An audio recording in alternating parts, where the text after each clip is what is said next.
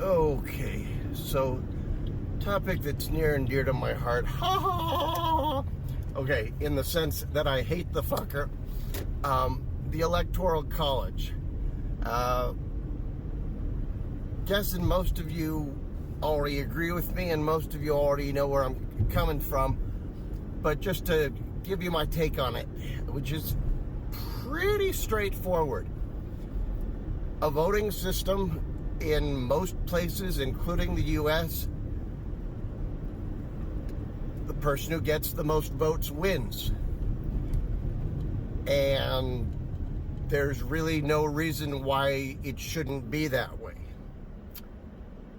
But with the use of the Electoral College, that is exactly what we have going on. With the Electoral College, if I live, as I do in Texas, and you live in New York or Utah, Colorado, pretty much whatever other state, your vote probably matters either more or less in the general presidential election than mine does. And that can change all the way up until the day of the official election itself. Does that make any sense to you? Doesn't make any sense to me. And by sense, I don't mean it's not the way it is. I mean, does it seem justified to you? It does not seem justified to me. My vote should count as much as your vote. Not more, but not less. This is not something, even if we had an almost a unanimous agreement, even if we had unanimous agreement in Congress, it is not a simple thing to change. But I do believe it is a necessary thing to change, and I don't think we should do it half-assed either. I mean, some people have said, oh, I think we should change the rules this way or that way to basically give the same effect. No, I think we should just flat out get rid of the freaking Electoral College. It is a sign of times that are long gone, that probably should have never existed to begin with. I mean, it's a holdover from the slave era days, honestly. And on top of which, I was thinking about it, for anybody, including those who claim to support it, who has any inkling that what I said is true, it disincentivizes people from voting. In other words, it encourages people not to vote. How does that work? It's painfully simple.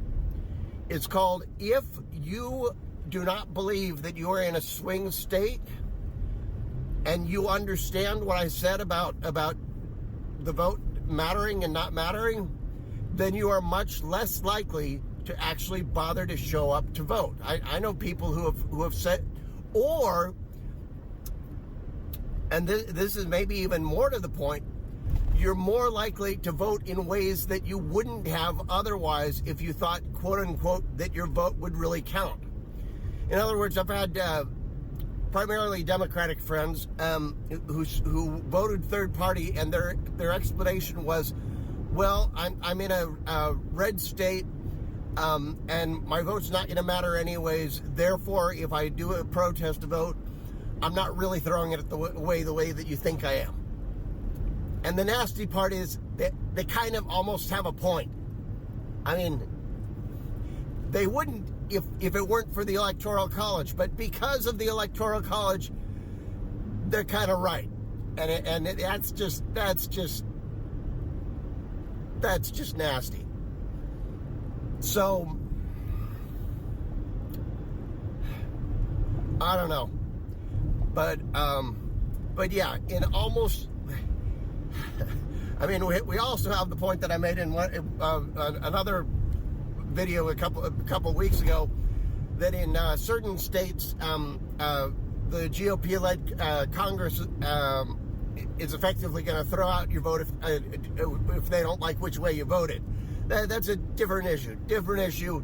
That's pretty much just straight up fascism, but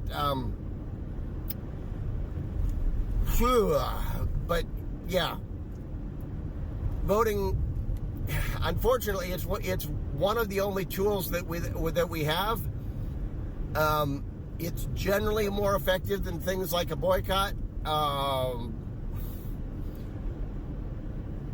but it loses a lot of the potential power because of the Electoral College. I mean, but it also proves, I mean, I don't know if you guys are aware, but it's been multiple decades, I mean like 20, 30 years now, since the Republicans won the presidency with the popular vote and the Electoral College. Think about that for a minute. I mean, it's like they know how to play the game, but if you really want to break it down to brass tacks, nobody really likes them. I mean, not nobody, obviously, because, I mean, they got nearly 50% of the vote, but still, I mean, consistently, they're not, okay, yeah, I do not have a miracle solution to this, because, again, when it's done correctly, politics tends to be a slow process, and actually maybe that's a good point. When done correctly,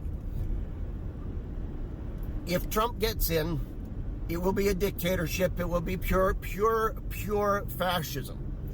And the one good thing about such things is they don't get bogged down in as much red tape, because there's nobody saying no.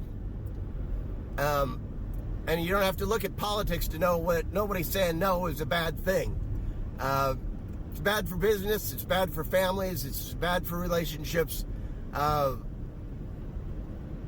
If nobody's allowed to say no,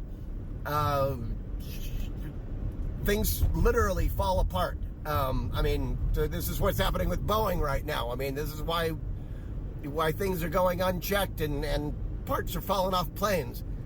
You got too many yes men, too many, okay, we'll just make it look good. We'll just make it look good. No, we can't just make it look good. No, maybe it's going to take a little bit longer to do it right. And maybe we got to settle for good enough, but there's a difference between good enough and not good enough. I mean, and not good enough should be not good enough. Okay, as always, if you're listening on YouTube, please subscribe. And if you're doing stuff anywhere else, thanks for checking in.